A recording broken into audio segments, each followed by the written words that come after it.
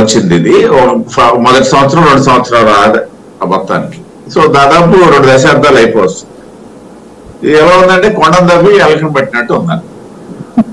ఇది సరే ఇవాళ కోర్టులో ఏ విధంగా వచ్చింది, కోర్టులకు సంబంధించిన అంశం, మనం దాన్ని పెద్దగా చర్చించక్కర్లేదు. ఒక విషయం అయితే ఇక్కడ మనం అబ్జర్వ్ చేయాల్సింది ఏంటంటే, రామోజీరావు గారు ఏదైతే చిట్ ఫండ్ సంస్థల ఆధారంగా మీడియాలోకి వచ్చిన తర్వాత మీడియాకి ఈ నిధులు డైవర్షన్ చేశారని, ఆ డైవర్షన్ కూడా గమ్మత్తైన విషయం ఏంటంటే ఖాతాదారుల్ని భయపెట్టి ఆడివి డిపాజిట్లుగా చేసుకొని ఆ డిపాజిట్లో మళ్లించారనేది ప్రధానమైనటువంటి అభియోగం.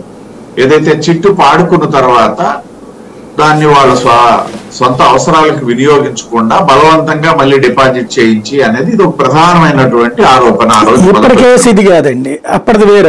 అది ఫైనాన్స్ కేసు. అది ఇప్పుడు వచ్చిన గొడవ, కోర్టులో వచ్చిన తీర్పు ఫైనాన్స్ కేసు మీద. ఇప్పుడు కేసు మీరు చెప్పేది అదే, నేను అదే మొదటిదే చెప్తున్నా. మొదటి దాంట్లో బెదిరింపులు ఏం లేదు.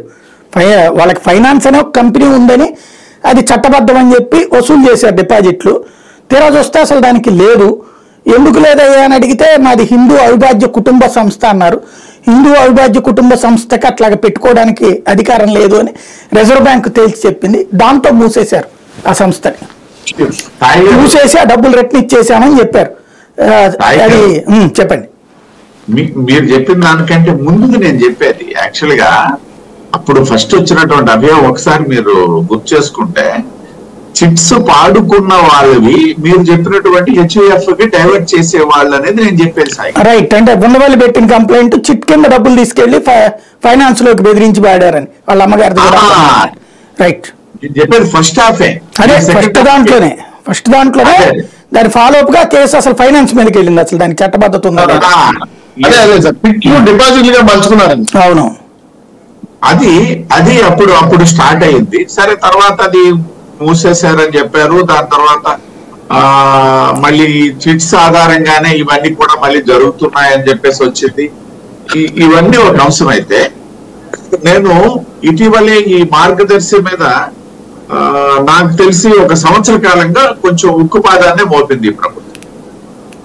1 సంవత్సర కాలంగా ఏదైతే సిఐడి ఇన్వాల్వ్ అయ్యి ప్రతి బ్రాంచ్ లోను కూడా వాళ్ళ తాలూకా మెన్ వెళ్ళి ఇవన్నీ చేసినటువంటి సందర్భం. ఇక్కడ గమనించాల్సింది ఏంటంటే, ఈ సిఐడికి ఈ ఖాతాదారుల్లో ఎవరు కూడా వెళ్ళి కంప్లైంట్ చేసినటువంటి దాఖలాలు లేవు. సిఐడికి గవర్నమెంట్ చెప్పిన దాని మీదే సిఐడి ఎంక్వైరీ చేస్తుంది తప్పిస్తే ఖాతాదారులు, నేను ఒక ఖాతాదారుడిని, నేను లాస్ అయిపోయాను అని చెప్పి పోయి చేసినటువంటి సందర్భాలు లేవు ఎక్కడ కూడా. ఇంకా నేను